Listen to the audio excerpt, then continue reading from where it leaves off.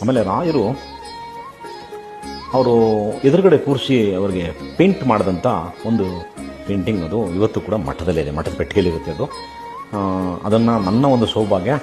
ರಾಜ್ಕುಮಾರ್ ಅವ್ರಿಗೆ ನಾನು 94ನೇ ಇಸ್ವಿ ನನ್ನ ಮನೆ ಗುರುಪ್ರವೇಶಕ್ಕೆ ಬಂದಾಗ ಶ್ರೀಗಳು ಬಂದರು, ಅಣ್ಣವರು ಬಂದು, ನಾನು ರಾಜ್ಕುಮಾರ್ ಅವರು ಕೈ ಹಿಡ್ಕೊಂಡು ಶ್ರೀಗಳನ್ನ ನಮ್ಮ ಮನೇಲಿ ಬಂದು ಕೂರಿಸ್ಕೊಂಡು, ಅದರಲ್ಲಿ ವಿಶೇಷವಾಗಿ ನಾನು ಅಣ್ಣವ್ರಿಗೆ ಹೇಳಿದ್ದು, ಅಣ್ಣ ರಾಯರು ಜೀವಂತವಾಗಿದ್ದಾಗ ಒಂದು ಪೇಂಟ್ ಮಾಡಿದ್ರು, ಅದು ಮಠದಲ್ಲಿದೆ, ನೀವು ನೋಡಿದ ಅಂತ. ಏನಯ್ಯ ಹೇಳ್ತಾ ಇದೆಯಾ, ಎಲ್ಲಯ್ಯ ಇದೆ ಅಂದು ನನ್ನ ಸ್ವಾಮಿಗಳೇ ತೋರಿಸಿ ಅದನ್ನು ಅಂದಾಗ ಆ ಫೋಟೋನ ಕೊಡ್ತಾರೆ. ಇವತ್ತು ಅನೇಕ ಫೋಟೋಸ್ ಇವತ್ತು ಸೋಷಿಯಲ್ ಮೀಡಿಯಲ್ಲಿ ಇರುತ್ತೆ. ನಾನು ಅದನ್ನು ಅವ್ರಿಗೆ ತೋರಿಸಿದಾಗ ಅವ್ರು ಭಾಳ ದಿಗ್ಭ್ರಾಂತರಾಗಿ ನೋಡ್ತಾರೆ. ಚೆನ್ನಾಗಿ ಗೊತ್ತಾಗ್ತದೆ ರಾಯರು ಒಂದು ಬ್ಯೂಟಿಫುಲ್ಲಾಗಿ ಒಂದು ಶಾಡೋನಲ್ಲಿ ಬರ್ದಂಗೆ ಬರೆದಿದ್ದಾರೆ. ದಟ್ಸ್ ಅವ್ರ ಎದುರುಗಡೆ ಕೂರಿಸಿ ಬರೆದಂಥದ್ದು ಅಂತ. ಅದು ನೋಡೋದೇ ಒಂದು ಪುಣ್ಯ. ಅದು ವಿಶೇಷವಾಗಿ ಆ ಮಠದ ಪೆಟ್ಟಿಗೆಗಳು ಮನೆಗೆ ಬರೋದಂತೂ ಇನ್ನೂ ದೊಡ್ಡ ಪುಣ್ಯ. ನನ್ನ ಜನ್ಮಾಂತರದ ಪುಣ್ಯ. ಅನೇಕ ಬಾರಿ, ಲೆಕ್ಕವಿಲ್ಲದಷ್ಟು ಬಾರಿ ಮಠ